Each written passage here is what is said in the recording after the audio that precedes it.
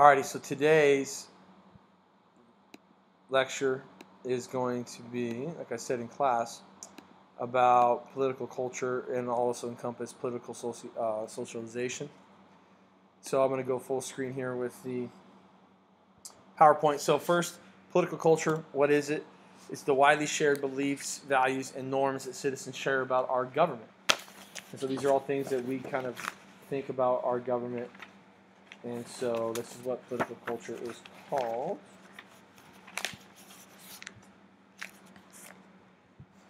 First one is liberty. When I mean liberty, I mean freedom, like Braveheart freedom. But it's a little bit different than that. I mean equality of opportunity and political equality, not necessarily equality of anything else, but we do have equality of opportunity. And so, and it's political equality more than economic equality. We're not necessarily worried about equality of results, more equality of opportunity and more political equality. We believe in a democracy. We believe in our government, representative democracy in that form. We believe in civic duty, that, again, people should do something for the government. And so that's a big one. We also have a mistrust of government. Do me a favor, make a list real quick with this mistrust of government. Then make this part of your notes. I want to look for it. Is do a little list for the 20s and 30s. What things happened in the 1920s and 30s that helped lead to our mistrust of government? Because this is all the things we share as a society. What happened in the 40s and 50s that led to our mistrust of government? How about 60s, 70s, and then 80s, 90s, and now? See if you can list some things that happened that led to our mistrust of our government. What about political efficacy? That's the capacity to understand and influence political events. You have internal political efficacy, means your capacity to do it, and external, which means you believe the government can do it and influence certain things. And so there was that. Now you have what's called political socialization. And this is how people acquire their political beliefs. Think of this as what we did in class today and what you guys are doing for homework tonight. How did you get your beliefs? The strongest one is this one, your family. Like some of you had great stories today about your family, watching television, having comments about the politicians that are on TV. That started to shape your political ideology. If I'm at home and I'm a little one and my parents are saying, I don't like the Democratic Party, that starts to get ingrained in you. And so your family is the strongest factor in shaping your political ideology and who you are and what you believe politically. Schools. You have your high school government class and college class. And colleges tend to be more liberal.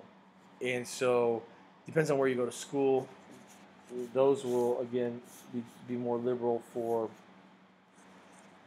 your shaping of your political ideology and political understanding. Another huge one is religion. Protestants tend to be more conservative, Catholics more liberal in certain aspects, and then the Jewish faith a little bit more liberal, and they support the Democrats. Again, family, school, religion, all these things shape what you believe, from the political ideology standpoint. Think of issues like abortion, gun control, things of that nature, capital punishment, death penalty, that is what that means. All those things shape that and what you believe. Your race, that's another big factor in your political ideology. And there's a lot of things that go into that. It depends upon if you're Mexican American, you're African American, you're Asian American, though all those, or European American, all those things that your race and all the problems that your history of your race and the way the government's treated your race are going to be big factors on how you acquire your political ideology. Income. The higher the income, more conservative. The lower income, more liberal. The higher the income, you're going to be more conservative because you want less taxes taken out of your money. That's typically going to be more of a conservative approach. And then a more liberal approach, the lower income, you want more, you want more opportunity, you want more government assistance in order to get ahead, in order to be able to achieve the higher income. Remember, when it comes to income and these things, you're looking at opportunity. And that opportunity could be a socioeconomic thing. Not everybody has the same opportunities that you have. Your parents have worked hard, continue to work hard to give you those opportunities. And so you're blessed. Some people aren't born into those situations, and so they have to work at it. But typically, people lower income, more liberal, higher income, more conservative. The mass media, and that's completely changed due to technology, but that helps shape what you believe. If I only watch Fox News, well, then I'm going to believe one thing. If I only watch MSNBC, I'm going to believe another thing. So that's big in shaping who you are and what you believe in. Your gender. Men and women are going to be different politically. Some of you had great stories today, but maybe your parents believe, they're different parties, which makes interesting conversations around the dinner table. But typically, you probably don't talk politics because most people don't around the dinner table. I encourage you to do so, but most people don't. So all these things here are shaping your political ideology. What's your responsibility when we have our culture and we have our ideology, how we shaped and formed different things? Our responsibilities in government. As a citizen, are you natural born, or did you go through the naturalization process? So we're looking at the word citizen. What's the citizen's responsibility? Naturalization, you got a process to become an American citizen, involves tests, applications, and interview.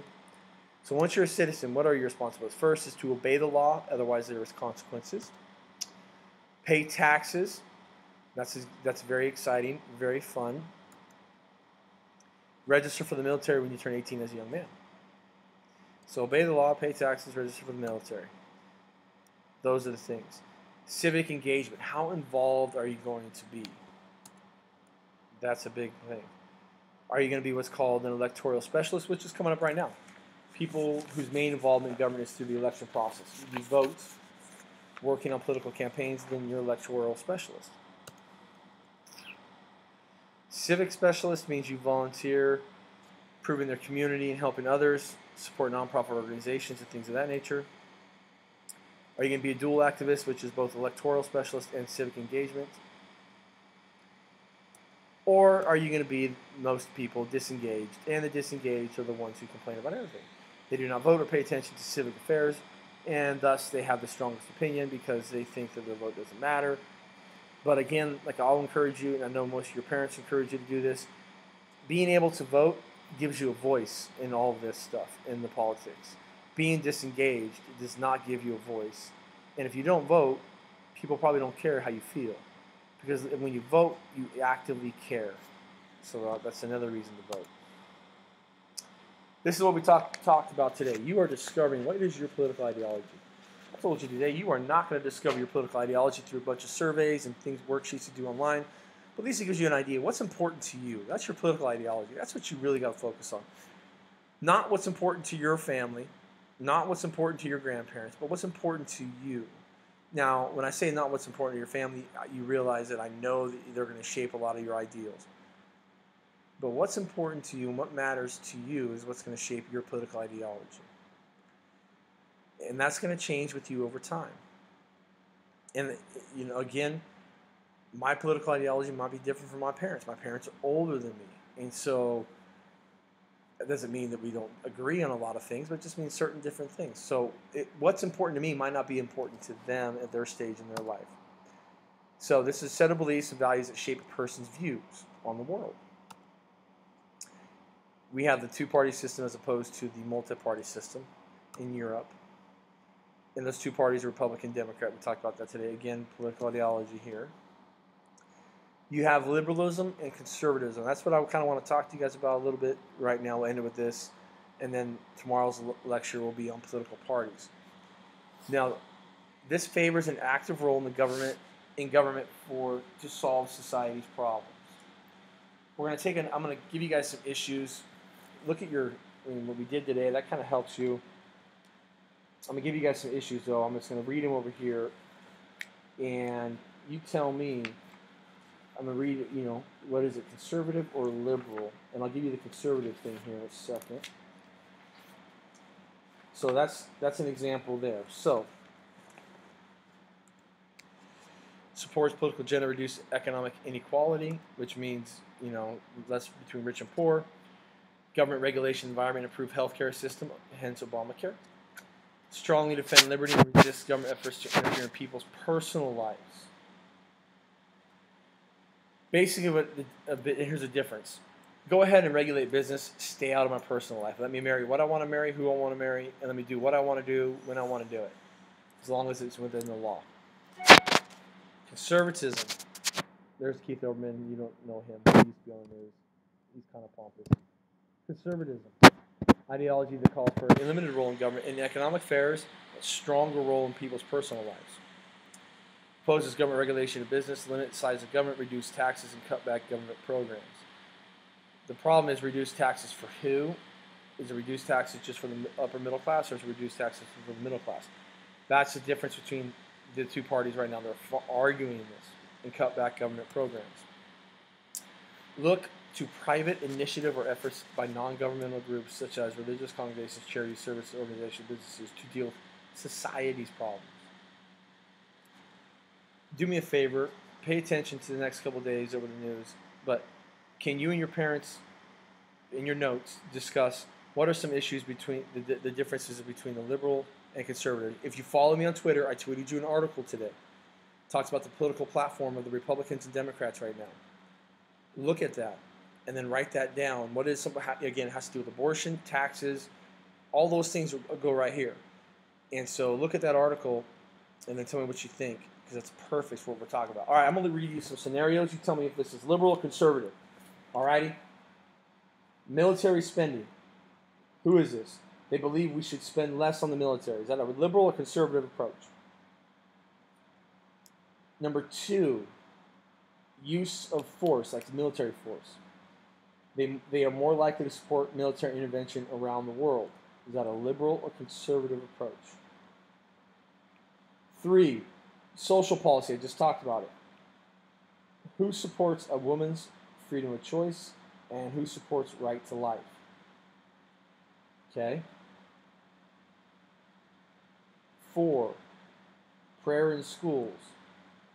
Who's supportive of it and who's opposed to it? Again, you're looking at liberal or conservative. Affirmative action. If you don't know what it is, take ownership of your learning, look it up. Ask mommy and daddy. It has to do with, again, equality, giving African Americans an opportunity and other races that were discriminated against to get some of that equality. Who's in favor of it? Who opposes it? How about taxes? Who wants to tax the rich more? And who wants to keep taxes low? Again, the answer is right in front of you, and we've talked about this in class. Spending. Who wants to spend or keep spending low? And who wants to spend more on the poor?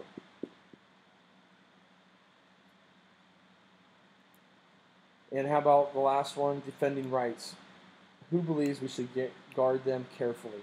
And who believes we should stop letting criminals hide behind laws? Alrighty? So do that. Show me that list tomorrow. You might want to rewatch this slide a couple more times. And most likely to support government moral issues. Rush Limbaugh.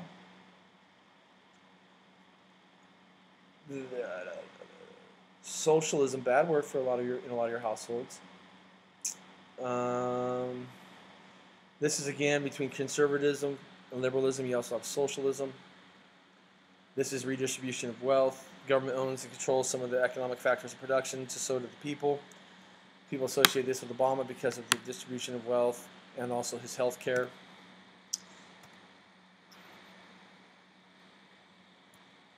Then you have libertarianism. This is interesting, good, based on strong personal freedoms, social and liberal issues, conservative on economic issues. Some of you actually might be this, rather than being a moderate. Lower taxes, free market economy while opposing bans on abortion or gay marriage. So some of you might not be there, but that's a libertarianism. Environmentalism with Ralph Nader and the Green Party. Americans are concerned more about the environment than anything else.